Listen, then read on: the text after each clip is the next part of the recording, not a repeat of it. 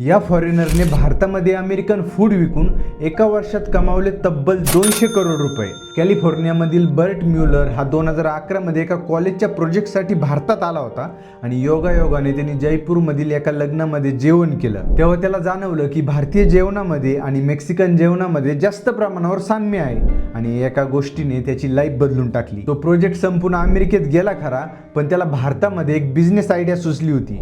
त्यामुळे तो परत माघारी आला आणि बेंगलुरूमध्ये सुरू केलं कॅलिफोर्निया बरिटोज। हे चालू करण्यासाठी त्यांनी त्याची संपूर्ण सेव्हिंग व लहानपणीच्या मित्रांकडून मदत घेतली आणि काही दिवसातच त्याला चांगला प्रतिसाद मिळू लागला। पण अमेरिकेमध्ये मिळणाऱ्या बरिटोज सारखी चव त्याला भारतामध्ये आणता येत नव्हती, कारण अमेरिकेतल्या पालेभाज्यात व भारतातल्या पालेभाज्यात फरक होता।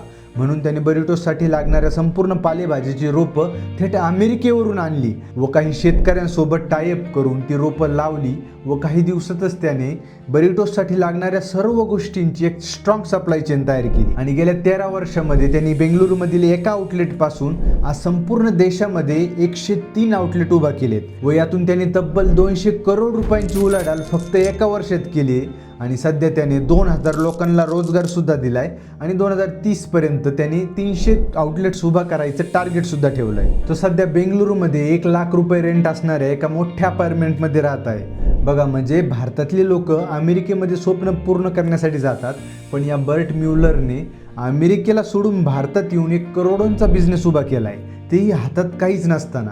आणि या स्टोरीमधून आपल्याला हे शिकायला मिळतं की लढत राहा, काम करत राहा, हार मानू नका, यश नक्की मिळेलच। आणि हेच तुम्ही तुमच्या मित्रांसोबत शेअर करा।